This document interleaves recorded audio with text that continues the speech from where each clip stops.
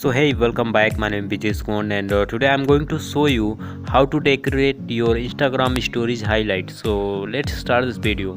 तो सबसे पहले जिस चीज़ से आपको आपकी Instagram स्टोरेज की हाईलाइट्स डेकोरेट करनी है, तो सबसे पहले वो चीज़ें आपको गूगल डाउनलोड कर लेनी है। जैसे कि हम ऑलरेडी यहाँ पर डाउनलोड करके रखे हुए हैं, तो इसका यूज़ करके हम अपना Instagram स्टोरेज हाईलाइट को डेकोरेट करेंगे। तो आपको देखते जाइए कैसे किया जाता है।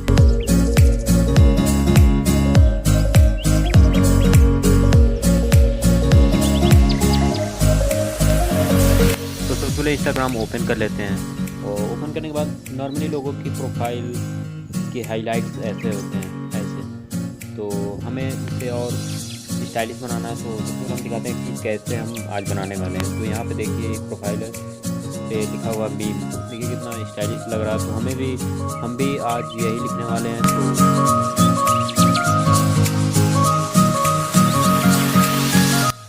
तो चलिए डायरेक्ट चलते हैं अपने प्रोफाइल पे। अपने प्रोफाइल पे जाने के बाद यहाँ पे जहाँ प्लस का ऑप्शन दिख रहा है आपको, उस पर सबसे पहले क्लिक करना है। उस पर क्लिक करने के बाद आपका जो ऑलरेडी हाइलाइट्स आपके अपलोडेड होंगे वो शो करेगा।